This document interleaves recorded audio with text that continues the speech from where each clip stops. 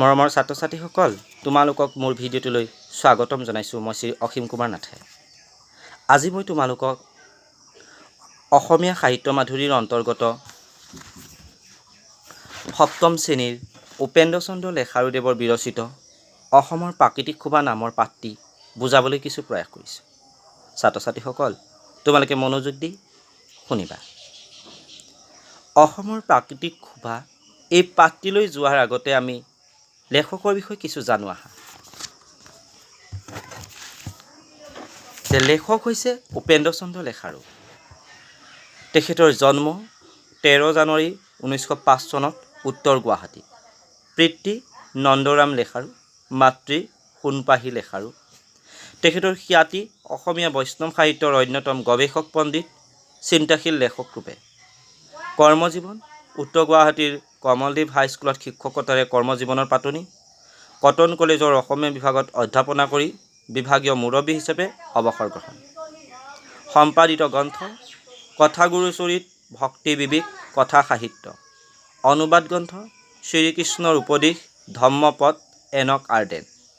অন্যান্য ৰচনা অসমীয়া ৰামায়ণী সাহিত্য, অসমীয়া সাহিত্যৰ সেৱক ৰজনীকান্ত বৰদলৈ, লক্ষ্মীনাথ বেজবৰুৱা।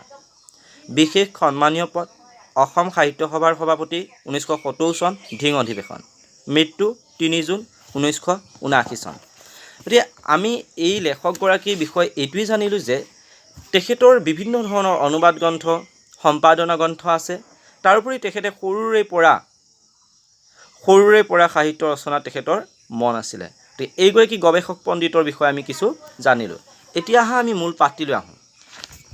অসমৰ প্ৰাকৃতিক শোভা। আমি সংস্কৃতত এষাৰ শব্দ পাওঁ, অসমস্য প্ৰাকৃতিকম সৌন্দৰ্যম অতীৱ মনোৰমম। অসমৰ প্ৰাকৃতিক সৌন্দৰ্য অতিকৈ মনোৰম। এই কথা সমগ্ৰ ভাৰতবাসীয়ে জানে যে অসমখন চিৰসেউজ দেশ। অসমৰ শস্য শ্যামলা, অসমৰ কৃষি সকলোখিনি মনোমোহা। অসমখন চিকুনি দেশ, যিহেতু ভাৰতৰ পূব দিশত অসমখন আছে। কৈছে প্ৰকৃতি দেৱীয়ে তেওঁৰ সৌন্দৰ্যৰ পোহাৰ বিশ্ববাসীৰ কাৰণে উদঙাই ৰাখিলেও ভাৰতৰ নুমলী যি অসম তেওঁৰ সম্পদৰাজিৰে চিৰসমৃদ্ধ। যে অসমৰ যি সম্পদ আছে, এই সম্পদৰাজিয়ে অসমখন চিৰ সমৃদ্ধ হৈ আছে। সমৃদ্ধ মানে নদন বদন হৈ আছে। ধুবুৰীৰ পৰা শদিয়ালৈ এই বিস্তীৰ্ণ ভূভাগ বিতোপন গিৰিমালা, নদী নলা, কানন পৱনেৰে সুশোভিত। কানন মানে হৈছে বাগান, বিভিন্ন ধৰণৰ সম্পদেৰে সুশোভিত হৈ আছে। মহাবাহু লহিত্যই তেওঁৰ পবিত্ৰ অফুৰন্ত জলৰাশিৰে অসমীয়াক চিৰসুন্দৰী কৰি তুলিছে।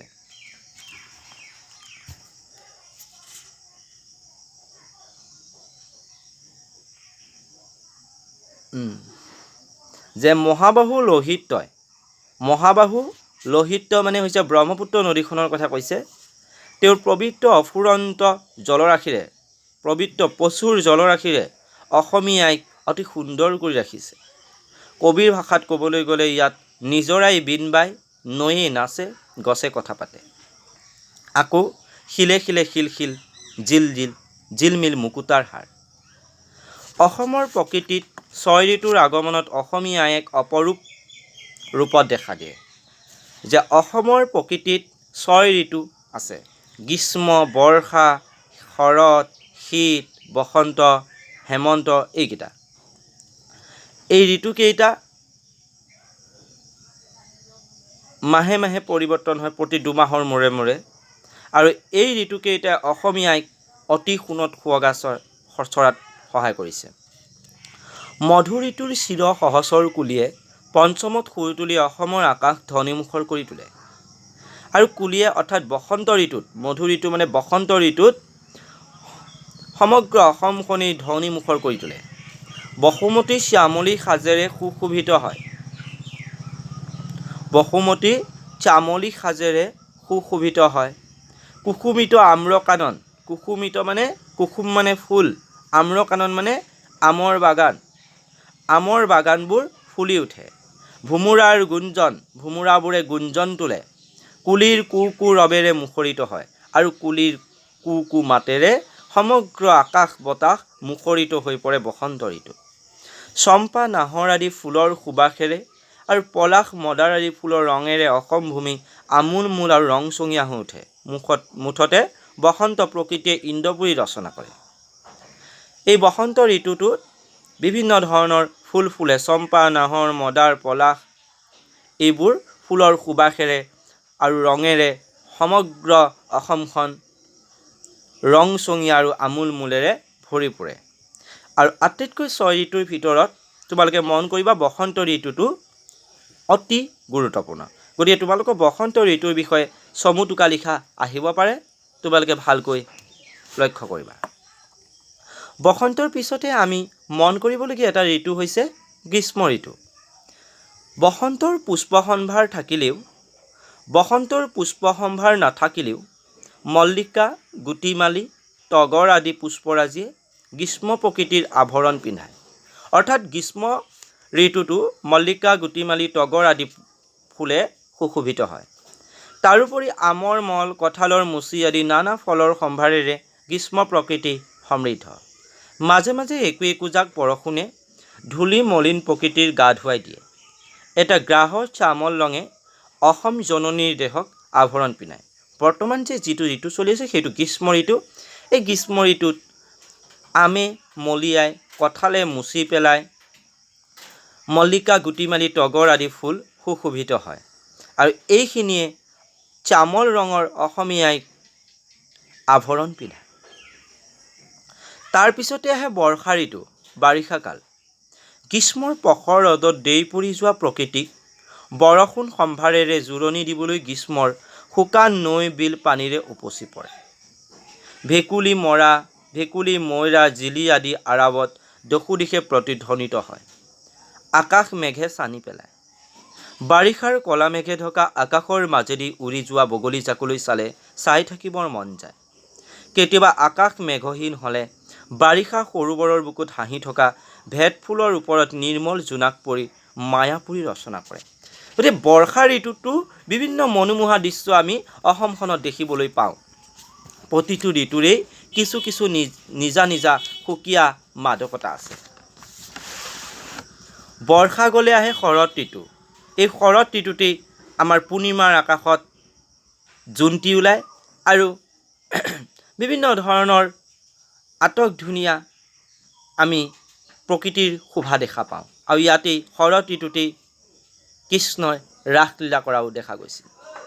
পদুমৰ ৰূপ আৰু গোন্ধ শূন্যত লীন, নৌ হওঁতেই শেৱালিয়ে আহি শৰতক সম্বৰ্ধনা জনায়। বৰ্ষাৰ মেঘমালা ক্ৰমে ক্ষীণ হৈ আহে। শৰতৰ আকাশৰ জোনৰ জেউতি সবাতোকৈ মনোৰম। যে শৰতৰ আকাশৰ জোনৰ জেউতি আটাইতকৈ ধুনীয়া লাগে। বতাহত ঢৌ খেলি থকা সেউজীয়া ধানে ঢকা পথাৰলৈ চালে মনত এটা অপূৰ্ব তৃপ্তিৰ সঞ্চাৰ হয়। অপূৰ্ব মানে অভূতপূৰ্ব, মনত এটা ভাল লাগি যায় কিবা এটা। নৈ, বিল, হ্ৰদ আদি ক্ষীণকায় হৈ পংকিলতা দূৰ হোৱাত উজ্জ্বল দেখা যায়। শৰতৰ শেষত নিয়ৰৰ কণিকাৰে গছৰ পাতত, দুবৰিৰ বনত মুকুতাৰী হেমন্তই ভুমুকি মাৰে। শেষত আহিছে হেমন্ত ঋতু। হেমন্তকাল অসমৰ খেতিয়কসকলৰ খেতি চপোৱাৰ সময়। পথাৰৰ পিছত পথাৰ পকা ধানে ভৰা।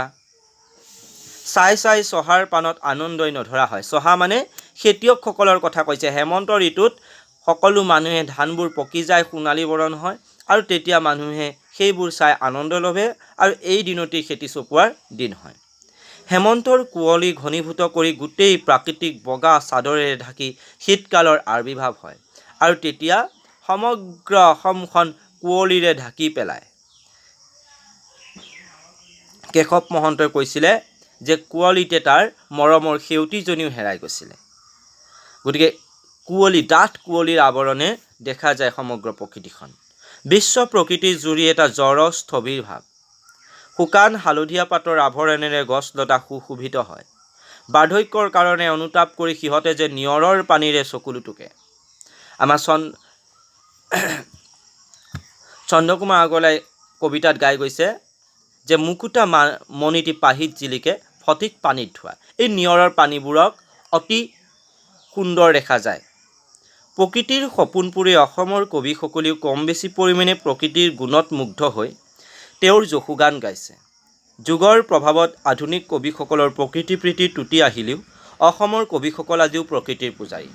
সাধাৰণতে প্ৰকৃতিপ্ৰেমী যিসকল কবি আছে বা কবিসকল সাধাৰণতে প্ৰকৃতিৰ পূজাৰী হয় আৰু তেওঁলোকে প্ৰকৃতিখনক উল্লেখ কৰি বিভিন্ন ধৰণৰ কবিতা ৰচনা কৰিছে। দহি কতৰা, কেতেকী,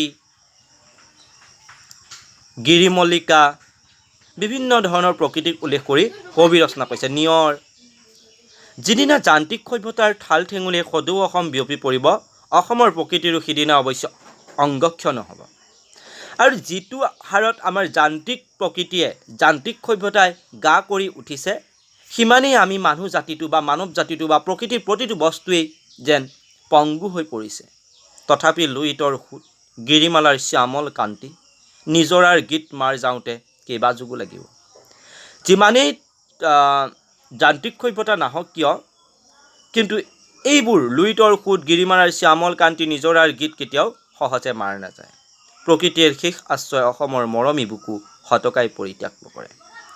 আমি এদিন প্ৰকৃতিৰ বুকু ত্যাগ কৰিম, আমি অসমীয়া আইক ত্যাগ কৰিম, কিন্তু প্ৰকৃতিয়ে সদায় অসমৰ লগত আছে, অসমৰ লগত থাকিব। প্ৰকৃতিয়ে অতি সহজে কেতিয়াও অসমীয়া আইৰ মৰমৰ সেই বুকুৰ পৰা আঁতৰি যাব নিবিচাৰে। গতিকে পাঠটি তোমালোকক কিছু বুজাবলৈ চেষ্টা কৰিলোঁ আৰু পাঠটিত কৈছে অসমৰ বিভিন্ন সম্পদৰ কথা, গ্ৰীষ্ম, বৰ্ষা, শৰৎ, শীত, বসন্ত আৰু হেমন্ত ঋতুত কি কি বৈশিষ্ট্য দেখা দিয়ে সেই কথাখিনি ক'লে। বসন্ত ঋতুত কুলিৰ কুকু মাত, কুসুমিত আম্ৰকানন, ভোমোৰাৰ গুঞ্জন, বসুমতীৰ শ্যামলী সাজ হয় আৰু সকলোফালে আমোল মোল আৰু ৰংচঙীয়া হয়। তাৰপিছত গ্ৰীষ্ম ঋতুত মল্লিকা, গুটিমালি, তগৰ, আমৰ মল, কঁঠালৰ মুচি পেলায় আৰু মাজে মাজে বৰষুণ হয়। বৰ্ষা ঋতুত ভেকুলী, ময়ৰা, জিলি আদি দশো দিশে প্ৰতিধ্বনিত হয়। আকাশে মেঘে চানি ধৰে আৰু বগলী জাক উৰি যায়, সেইবোৰ দেখি অতি সুন্দৰ লাগে আৰু সৰোবৰৰ বুকুত হাঁহি থকা ভেট ফুলৰ ওপৰত নিৰ্মল জোনাক পৰে, সেইবোৰে মায়াময় ৰচনা কৰে। বৰ্ষা ঋতু শৰৎ, পদুমৰ ৰূপ আৰু গোন্ধ শূন্যত লীন নৌ হওঁতেই শেৱালি আহি শৰতক সম্বৰ্ধনা জনায় আৰু বতাহত ঢৌ খেলি থকা সেউজীয়া ধানে ঢকা পথাৰলৈ চালে মনত এটা অপূৰ্ব তৃপ্তিৰ অনুভৱ হয়। নৈ, বিল, হ্ৰদ আদি ক্ষীণকায় হৈ পংকিলতা দূৰ হোৱাত উজ্জ্বল দেখা যায়। শৰৎ ঋতুত নিয়ৰ কণিকাৰে গছৰ পাতত দুবৰি বনত মুকুতা আৰি হেমন্তই ভুমুকি মাৰে আৰু এই কালটো খেতিয়কসকলৰ বাবে খেতি চপোৱাৰ সময় আৰু হেমন্তৰ কুঁৱলী ঘনীভূত কৰি গোটেই প্ৰকৃতিক বগা চাদৰেৰে ঢাকি শীতকালৰ আৱিৰ্ভাৱ ঘটে আৰু ইয়াত শুকান হালধীয়া পাতৰ ঢাকি শীতকালৰ আৱিৰ্ভাৱ হয়। বাৰ্ধক্যৰ কাৰণে অনুতাপ কৰি সিহঁতে যে নিয়ৰৰ পানীৰে চকুলো টুকে। গতিকে প্ৰকৃতিৰ গুণত এই সমগ্ৰ ঋতুখিনি আমাৰ কবিসকলে লক্ষ্য কৰে আৰু প্ৰকৃতিৰ ঋতুক লৈ একোটা কবিতা ৰচনা কৰে। গতিকে এইখিনিতেই আমি কবিতাটো কবিসকলৰ কথা কৈ আমি গদ্যটি সমাপ্ত কৰিছোঁ। ধন্যবাদ।